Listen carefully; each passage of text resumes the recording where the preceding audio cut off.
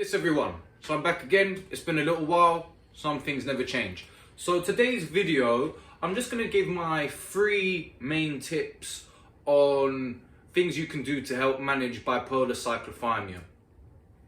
So before I get into the video, I'm just going to say these tips are more in relation on avoiding the depressive episodes. So, bipolar cyclothymia, you sort of have hypomanic episodes and then depressive episodes. So my hypomanic episodes only last about 24 to 48 hours, and for me they're not a problem. I kind of like them, I feel really energetic, I've got loads of ideas spinning around in my head, and I just feel overall very positive. Now, from what I understand, if you have real manic episodes, they can cause problems and also last for extended periods of time. I've heard people talk about having manic episodes that last for like a year, but like I said, mine only last about 24 to 48 hours. I got diagnosed about 5.5 months ago, so I've been experimenting with a few things, and these are just my personal observations. So they might not work for you, but they work for me.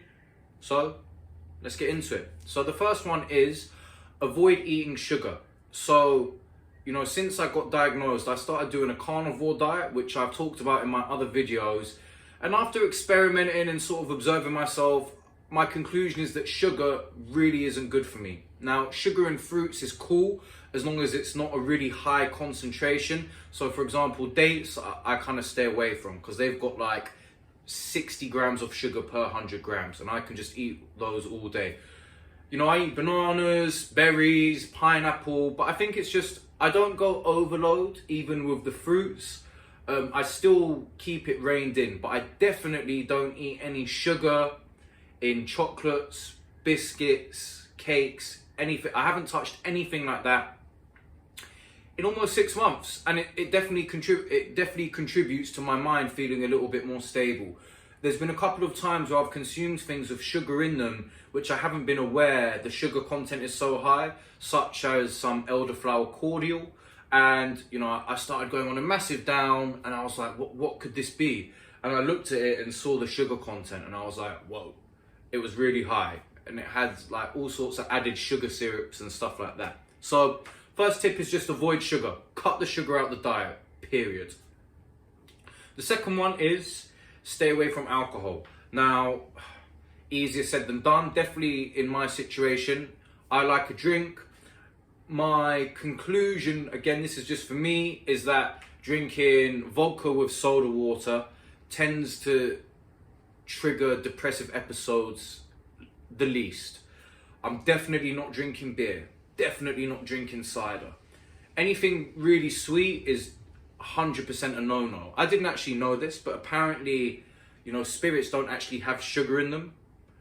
So I just assumed all alcohol has sugar in them. So stay away from alcohol if you can. If you do drink, keep it to vodka and soda, or maybe you need to experiment and just see what works for you. But honestly, I would just try to not drink. Now I'm only drinking about once a month, and it's minimal. I'm not drinking wine or anything like that. So if you can, stay away from alcohol. That's tip number 2. Tip number 3 is have a routine and try and stick to it. So again, this is much easier said than done. But things like try and wake up at the same time every day, try to go to sleep at the same time every day, and just structure your day so, if you can, maybe eat some of your meals at the same time. And I like to plan my day the day before. So before I go to bed, I write out my next day.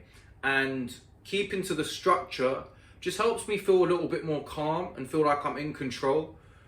Again, I don't know if this is just me or if it will help you, but I think, it's all about just trying to keep your mind stable. So if you've got a routine and you know what's coming, then it just helps me to feel like I'm reining everything in, and I've just got a little bit more control of how my mind's working. Sorry, my phone came up as a low battery thing there. So yeah, sticking to a routine, really important.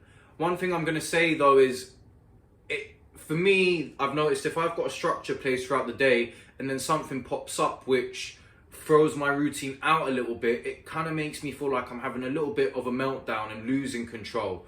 So that's just something I've got to work on. So maybe if you feel like having a routine is really useful for you also, also just think about that.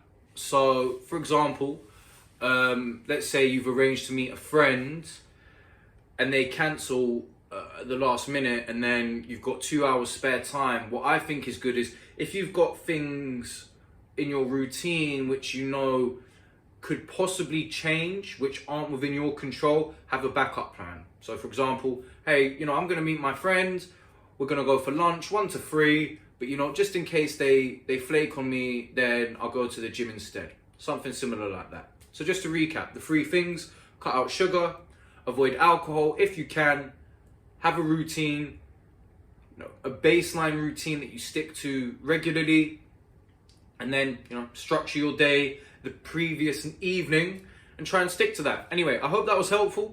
If you found it helpful, like it, drop me a comment, subscribe, all the usual stuff. And I'm going to be trying to hit the videos up more, as I always say. Hopefully I can this time. Anyway, wherever you are, have a great day, and I'll see you in the next one. Peace.